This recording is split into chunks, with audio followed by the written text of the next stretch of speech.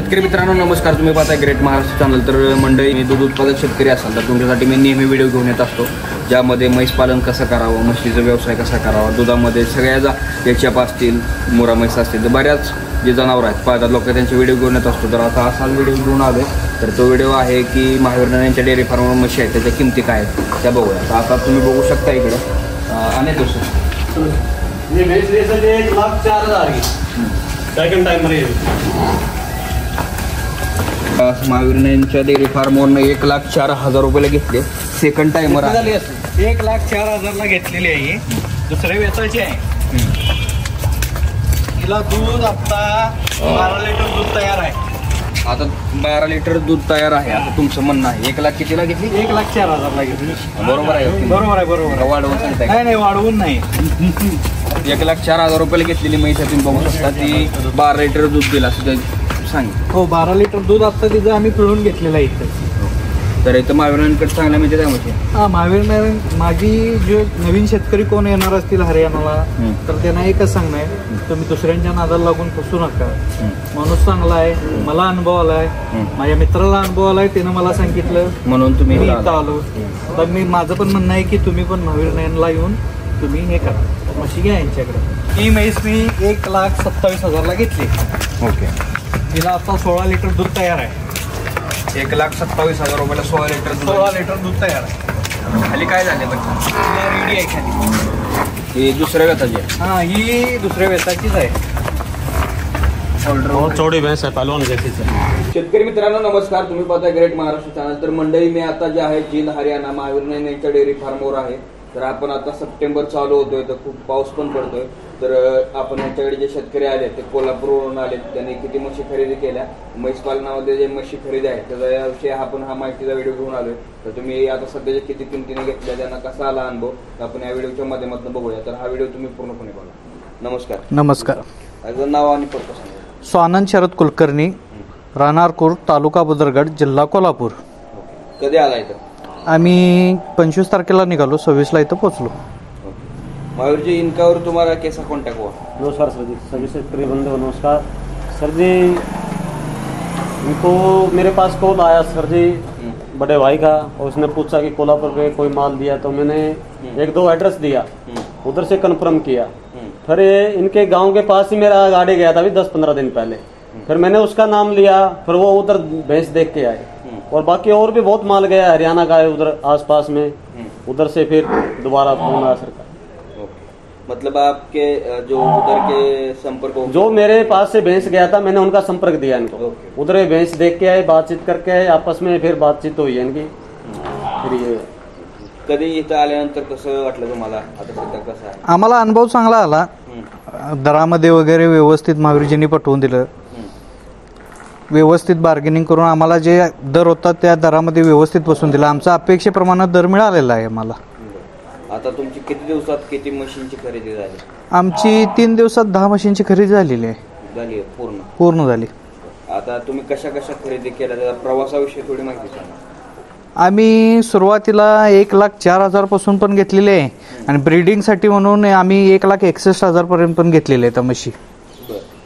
आणि ब्रीडिंगची जी म्हैस आहे किती लिटरची घेतली? ब्रीडिंगची म्हस आहे ती आमची 18 लिटरची आहे, 2 टायमाची.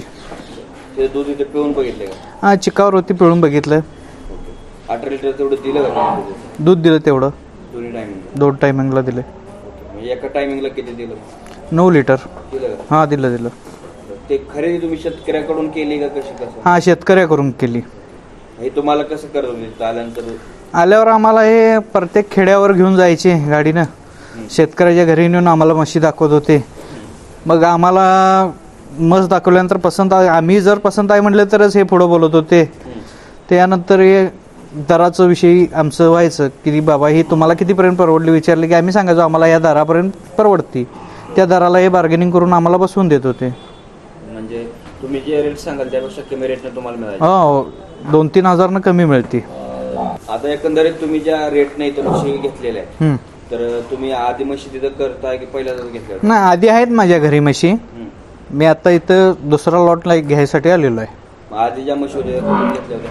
मी आधी ज्या म्हशी लोकलला घेतलेल्या आहेत, पण हरियाणावरच्या आलेल्याच लोकलला घेतलेल्या आहेत. ओके. तिथल्या हरियाणा पण तुम्ही तिथं आपल्या महाराष्ट्रातल्या ह्याच्या हो घेतलेलं आहे. तिथल्या रेटमध्ये तुम्हाला किती डिफरन्स भरपूर फरक वाटतोय. तरी तुम्हाला अंदाजे किती सांगा? 20-30 हजारचा फरक आहे इथं. जाणवला तेवढा? हो हो हो. म्हणजे एका म्हशीच्या गाडी मागे किती एक म्हैस तर तुम्हाला एक्स्ट्रा मिळाली? 1-2-2.5 लाख रुपये तरी एका गाडीमागे इथं कमी मिळाले आम्हाला. बरं म्हणजे एवढं जास्त डिफरन्स हा डिफरन्स आहे भरपूर. महावीर जी इनका खरीदी जो हुआ है कैसे हुआ है? एक बार उनका खरीदी सर जी ब्रीडिंग की भैंस भी ली है, बहुत दुधारू भैंस भी ली है। एक तो इसने फर्स्ट टाइम की पाड़ी ली है, बहुत ही अच्छी पाड़ी है, सुंदरता, नीचे की आर्डर क्वालिटी, कम से कम फर्स्ट टाइम में 12-13 लीटर दूध निकालेंगे, अभी 2 दांत ही है। और जैसे हमारे इनकी मुलाकात कैसे हुई सर जी, इनका फोन आया, मैंने फिर उधर के जो अपना माल गया ना भैंस गई है उधर का एड्रेस दिया, उधर एड्रेस पे इनके इंक्वायरी की सर ने, जाके माल तो दूसरों का भी गया, उधर भी इंक्वायरी की होगी सर ने, लेकिन फिर दोबारा फिर इधर ही आए। ओके मतलब तुम्ही आता तिथं चौकशी केल्यानंतर कसं वाटलं तिथलं? मी आमच्या आजूबाजूला जवळजवळ 25 लोड आलेले आहेत. महावीरजींचा एक तिथं एक आमच्या गावाला लागूनच एक 2 किलोमीटरवर आलाय आणि एक 12 किलोमीटरवर आलाय. मी दोन्हीकडे चौकशी केली. जो 2 किलोमीटरवर आलाय तो माझा मित्रच आहे. ओके. त्या मित्रानं मला सरळ म्हणलं तू महावीर शेटपाशी जा, नाहीतर हे नको दुसरीकडे जाऊ नको. आणि बाकी जे गोठ्यावर आलेत ते मी पण बघितलेत, त्यात फसवणूक बरीचशीच झालेली आहे. मी तर महावीर शेठचा अनुभव पण घेतला आहे. मला महावीर शेठचा अनुभव चांगला आहे, रिझल्ट मला चांगलं, ज्या मित्रानं मला जसं सांगितलं त्या पद्धतीनं महावीर शेठनं मला करून दिलेलं आहे. त्यानंतर तसा अनुभव आला का? नाही महावीर शेठ एक नंबर. मला म्हणजे एकदम मी बऱ्याच लोकांना आता मला जे विचारते त्यांना पण सांगितलं फोनवर, तुम्ही यायचं झालं तर महावीर शेठ जवळ या, तुम्हाला चांगलं मिळेल. इथं आल्यानंतर आम्ही व्हिडिओ बरेच बनवले तुमचे, पण शेतकरी सांगतात की स्वतःहून सांगतात की त्यांचा व्यवहार चांगला आहे म्हशी वगैरे. तर होय, आम्ही आता स्वतः प्रत्यक्ष बघितलं आहेच. आम्ही पण पहिल्यांदाच आलोय महावीर शेठ जवळ. सांगण्यापेक्षा आम्ही पण अनुभव घेतलाय, महावीर शेठचा व्यवहार चांगला आहे, बघितलं हे स्वतः आम्ही.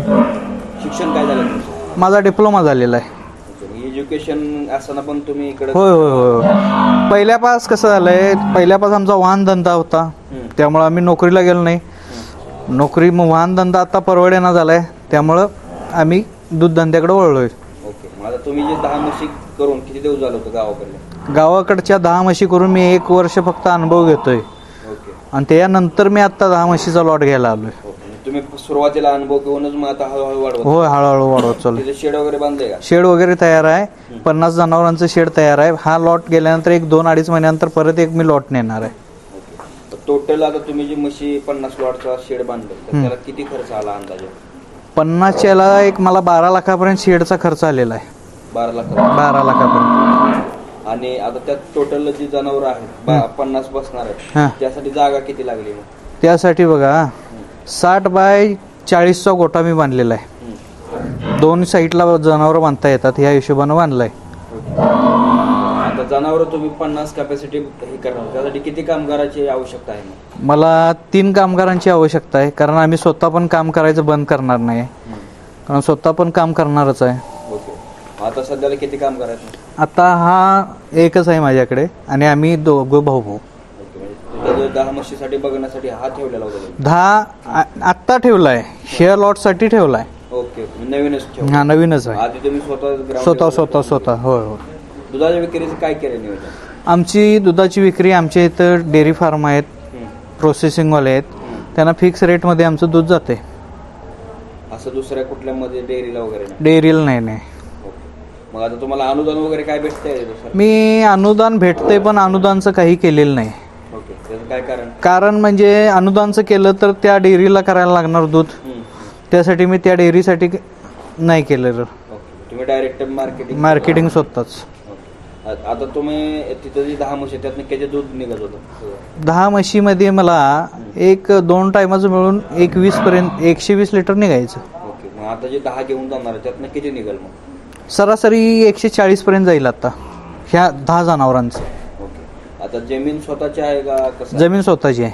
आता ते खाद्य वगैरे त्याचं नियोजन कसं करताय? खाद्य वगैरे तयार आहे, हत्तीगावात लावलेलं आहे, परत शाळू आहे, ऊस घालतोय, सुका चारा आहे.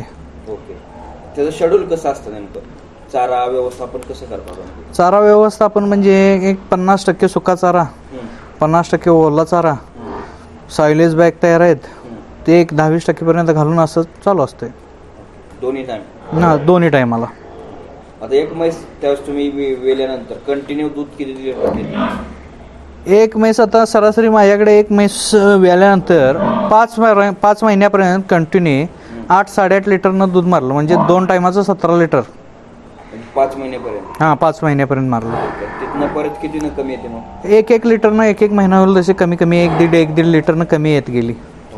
म्हणजे ते आता तुम्ही इथं 18 लिटरची जी म्हैस तुम्ही सिलेक्ट केली, कंटिन्यू 18 देते का कसं असं?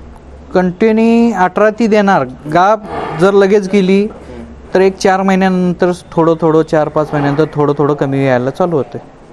आता साधारणपणे एक म्हैस तुम्ही घेतलेली हां, त्याला इन्व्हेस्टमेंट टोटल किती? समजा 1,20,000 पर्यंत 30,000 पर्यंत केली, हां. तर त्यापासून किती उत्पन्न भेटतं? जर तसं बघितलं तर सर्वसाधारण एका वेताला एक 2,000 लिटर दूध पकडा, बरोबर आहे. 2,000 गुणवले 65 रुपये, तुमचे झाले 1,30,000 रुपये. त्यातला एक 50% खर्च धरा, 50% तरी कव्हर होते.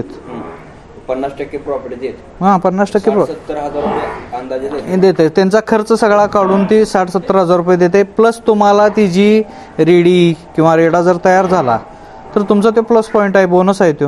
ओके. मग काय शेतकरी म्हणतात की एवढं उत्पन्न नाही, तर तुमचं काय? एवढं उत्पन्न म्हणजे चांगल्या ब्रीडिंगची जनावरं जर घेतली तर चांगलं उत्पन्न मिळणारच.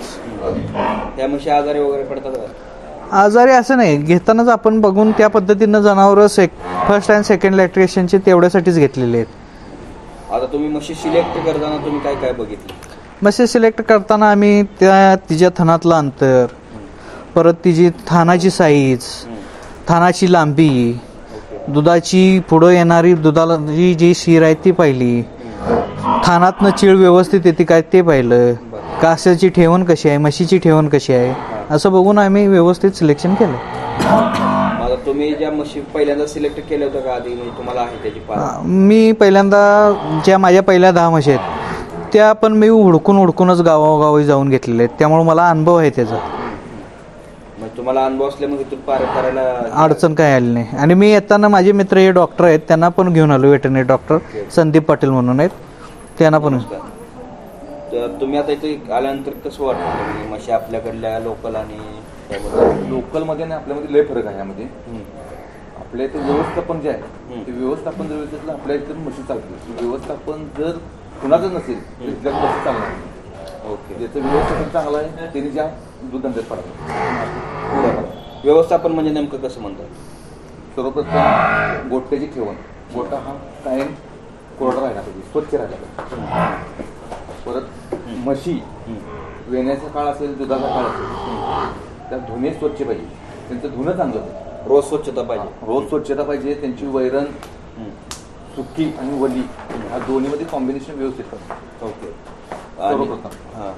आणि आता तुम्ही इथं आल्यानंतर बघितलं असेल की इथं म्हशी तलावात वगैरे पोहतात, तर तसं आपल्या महाराष्ट्रात काय केलं? महाराष्ट्रात हाच मोठा विषय आहे. आपल्याला मारण नाही, बरोबर, त्यामुळे सोडायला जागा नाही. आपली एखादी मध जर गोठ्यामध्ये गेली महिन्यावर बाहेर नसतं, एकदा बांधली गोठ्याला त्यासाठी मशीन थोडंफार फिरणं म्हणजे चालली पाहिजे. मग म्हशीला मुक्त गोठा सुट होऊ शकतो का? सगळ्यात भारी मुक्त. पण आपल्या महाराष्ट्रामध्ये एवढी ठराविक शेतकऱ्यांकडे जागा. आता साधारणपणे तुम्ही हा व्यवसाय सुरू केला तर मंथली किती रुपये इन्कम होता? माझा त्यावेळी मंथली इन्कम 10 जनावरांचा दुधाचं बिल यायचं 1,80,000 पर्यंत. त्यातला एक 40% त्यांच्या खाद्यावर जायचं, लेबर खर्च काढायचो, आणि त्यातनं शिल्लक राहतील रक्कम आम्ही दाखवतो. म्हणजे एक 40% आपल्याला शिल्लक राहते. ओके. आणि आता जर तुम्ही नेलं ह्या म्हशी तर किती टक्क्यानं वाढेल उत्पन्न? 10% आरामात वाढणार, कारण दुधाची क्वालिटी वाढली, प्रोडक्शन वाढल्यामुळं खर्च ऑटोमॅटिक प्रॉफिट जास्तच होणार आहे. आता आम्ही म्हणतो की नोकरीच्या मागणं लागतं हा व्यवसाय करा, आम्ही सांगत असतो, तर ते योग्य आहे का? स्वतः ज्याची राबण्याची तयारी आहे त्याला हा व्यवसाय चांगला आहे.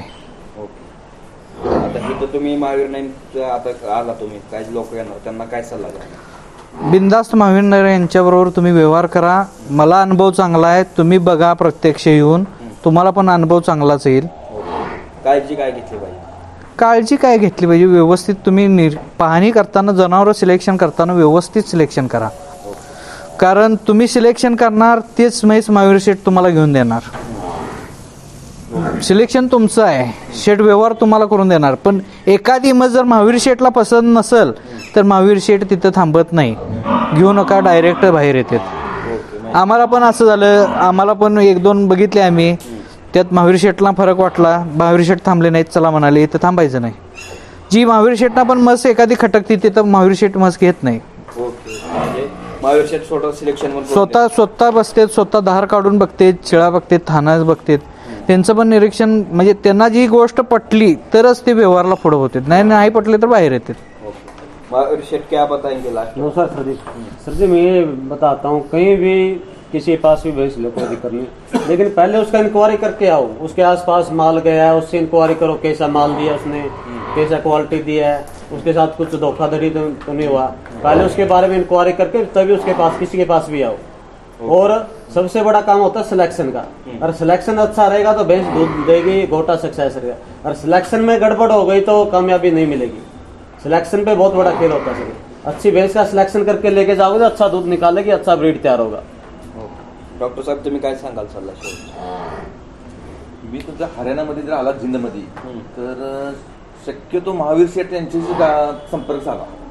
पण त्यांची मी पारख बघितली म्हशी चॉईस करण्याची, की कासेचा रुंदी असावी, थानांची रुंदी कशी असावी, म्हशीची लांबी रुंदी, म्हशी ठेवण कशी असावी, आणि शक्यतो येणाऱ्या शेतकऱ्यांना पहिल्या किंवा दुसऱ्या व्यक्तीची म्हस घ्यावी. पहिल्या किंवा दुसऱ्या. ओके. तुम्हाला मोठी मध दिसली म्हणून 3ऱ्या-5व्या वेतावर जाऊ नका तुम्ही. शक्यतो पहिलं किंवा दुसरं वेत द्या, तर ते आपल्याला पुढे ब्रीडिंगसाठी चांगलं आहे आणि दुधासाठी पण चांगलं आहे. ओके. आता पहिले दुसरं वेत आहे, आता दुसऱ्या वेताची म्हैस आहे, कसं ओळखायचं तर त्यासाठी काय त्याने कसं समजतं? एक तर दातावरून कळतं, वयाची पद्धत. ओके. त्याच्या ऑर्डरवरून कळतं. मी कासेची लांबी रुंदी असते त्याच्यावरून सुद्धा करतो, पहिल्यावरून आणि दुसऱ्या वेताची लगेच करतो. ओके. तर मग तुम्ही यांच्याकडे घ्यायला रिकमेंड कराल? 101% महावीर जी, आपको कोल्हापुर में अभी तक कितना गया है? कोल्हापुर में सर जी महीने में 1 लोड तो चला जाता है, साल में जाता है 15-10-12 लोड तो नहीं जाता है. कोल्हापुर, सांगली, बाकी लगभग पूरे महाराष्ट्र में जाता है. अभी मुझे ये पता भी नहीं था, इनके पास में गया हुआ था, मुझे तो बाद में जानकारी मिली और इसके दोस्त ही निकल गए जिसके पास गाड़ी गया था. ओके. तर शेतकरी मित्रांनो, तुम्हाला हा व्हिडिओ कसा वाटला ते कमेंटमध्ये नक्की कळवा. आणि आपल्या चॅनलवर तुम्ही नवीन असाल चॅनल सबस्क्राईब करा, जेणेकरून आमचे नवीन तुम्हाला व्हिडिओ येतील ते तुम्हाला लगेच त्याची नोटिफिकेशन भेटेल. तर तुम्ही 50 म्हशीकडे तुमची चालू आहे वाटत असाल, त्यासाठी आमच्या चॅनलकडून ग्रेट महाराष्ट्र खूप खूप शुभेच्छा. हा व्यवसाय असाच पुढे चालत राहावा आणि त्यातून तुम्हाला यश मिळावं यासाठी शुभेच्छा. धन्यवाद. कोल्हापूरची लोडिंग स्टार्ट झाली शेतकरी मित्रांनो. आता तुम्ही इथं बघू शकता ही जी म्हैस आहे तिकडे चालले गाडीकडे. आता इथं ही जी पोटपूजा म्हटलं जातं काहीतरी. सर जी इसको क्या बोला जाता है? इसको सर जी गंगा जल की तरह ये पवित्र मानते हैं इसको. अच्छी तरह भैंस सुख शांति से जाए आराम से, बिल्कुल ओके ओके. वो आराम से सुख शांति से जाए, गंगा जल की तरह पवित्र है. ये लोडिंग स्टार्ट हो गई है. तर अशा प्रकारे आपण लोडिंग बघण्यासाठी जाऊया. लोड गाडी केलेली असते. तर तिकडे तुम्हाला 3 म्हशी गेलेल्या आहेत. तर अशा तिथं गाडी लावलेली असते. तिथून इथं त्यांचा डेअरी फार्म आहे आणि तिथून तिकडे जातात. तर आता आपण लोडिंग बघूया. शेतकरी मित्रांनो, तर कोल्हापूरची जी गाडी आहे तर इथं लोडिंग होती, तुम्ही बघू शकता इकडे. तर इथं लोडिंग चालू आहे. तर जी लोडिंग चल रहा है ना? हाँ, लोडिंग स्टार्ट हो गया सर जी. अभी कितना गाड़ी अभी बफे लोग गए अंदर? इसमें 3 खाना चला गया सर जी. कितना रेंट पड़ा है कोल्हापुर के लिए? इसका 97 12 टायर गाड़ी है सर जी. 12 टायर गाड़ी 97 12 टायर गाड़ी का. कितने दिन में जाएगी? ये 6 दिन में जाएगी सर. और इसमें क्या क्या भरा है? इसमें बाज लिया सर जी, ऊपर गेहूं का भूसा है, और फीड है आगे, इसमें मिट्टी डाल दी नीचे, और मुर्गी का तेल लिया. और आगे कितना 3 गया है? आगे 3 गया सर जी, और 7 बच्चा आगे जाएगा, 3 या 4 बच्चा पीछे रहेगा. ठीक है. कितने दिनों में जाएगी? 5 दिन में? 5 दिन में 6 दिन पहुंच जाएगी सर जी. तर आता आपण बघूया कसे कसे भरतात.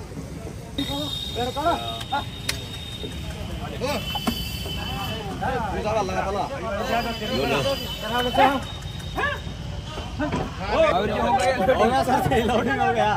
अभी बारिश का मौसम, जल्दबाजी चल रही है थोड़ी, रात का टाइम हो गया, पूरा बेस लोड हो गया अंदर. बारिश में गाड़ी जाएगी, कोई दिक्कत नहीं? कोई दिक्कत नहीं, ऊपर पान लगा रखा सर जी, कोई दिक्कत नहीं है. ये हमारा सेट भी आ गया अभी, हो गया सर जी पूरा लोड. भाडे किती बसले? 97,000 12 टायर वाली है. तर अशा प्रकारे आता पूजा होईल आणि गाडी आपल्या महाराष्ट्रात घरी जाईल कोल्हापूर. अशा प्रकारे गाडीची पूजा करून गाडी यांच्या जाण्यासाठी पूजा केली जात आहे. तर पूजा झाली आहे आता. तर पूजा होऊन यांच्याकडे गाडी जात आहे. हो गई पूजा. पूजा हो गई सर जी.